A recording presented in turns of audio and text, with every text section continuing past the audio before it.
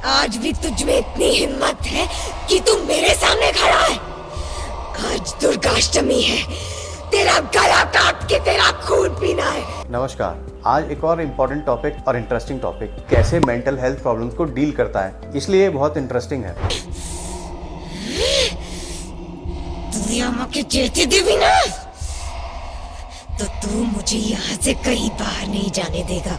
इस मूवी में विद्या बालन को आप देख रहे हैं, उसने एक्ट किया है। मेरी लाइफ में ये सीन रोज मेरी ओपीडी में आता है, कुछ नहीं तो कम से कम 5-7 केसेस तो डेली होते ही होते हैं। इंटरेस्टिंग क्या है इस मूवी में, वो बात ये है कि इसका जो कॉन्टेक्स्ट लिया गया है, जो सार लिया गया है, उसमें बताया गया है कि विद्या बालन बचपन में क्या ट्रॉमा देखती है और कैसे होता है। तो ये होता है चाइल्डहुड रिग्रेशन। मेमोरीज जो चाइल्डहुड में दब गई हो, वो किसी फॉर्म में जब एक लाइफ के पार्ट में निकल के वापस आती हैं। कैसे? जब उस पे कोई स्ट्रेस फैक्टर आता है तो वो मरी हुई दबी हुई मेमोरीज वापस जिंदा हो जाती हैं और बीच का पीरियड नॉर्मल होता है, तो पता ही नहीं चल पाता है कि बीच में क्या हुआ, फिर अचानक से इस व्यक्ति को क्या हो गया।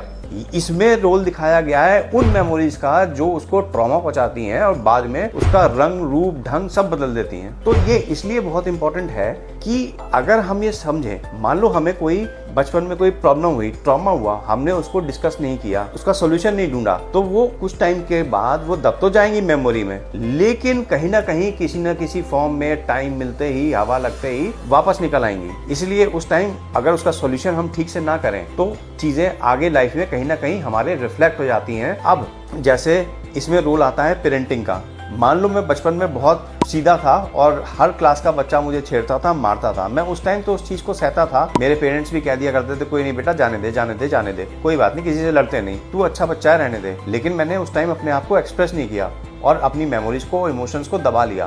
बट उसके बाद जब कहीं ना कहीं मेरा एक लेवल ओवर हो गया और चीजें फट के बाहर निकली लावा की तरह, तो वो मेमोरीज अपना इतना अजीब प्रकार ले लेती हैं कि कभी वो एग्रेशन में बदल गई, कभी उल्टी सीधी हरकतें करने वाला व्यक्ति बन गया। और इस तरह के जो रोटेशंस लाइफ में आते हैं वो हमें आगे चल के बहुत परेशान करते हैं। तो सजेशन ये है मेरा इन शॉर्ट कि अगर कोई भी problem, psychological problem, emotional problem, mental problem आपको लाइफ की किसी भी एज में आती है, तो आप उसको नेग्लेक्ट ना करें। आपको उसका सोल्यूशन उस टाइम पे करना है, वरना लाइफ के किसी और एंड पे जाके, किसी और फेज में और रिलेशनशिप से टकरा के वो अपने आप को बहुत बुरे फॉर्म में प्रेजेंट करेगी और हम समझ नहीं पाएंगे कि ये चीज आखिरकार हुई तो हुई क्यों। तो इस सजेशन को जरूर आप समझें और कोई भी क्वेरी हो तो मुझसे आप डायरेक्टली डिस्कस करें। Thank you.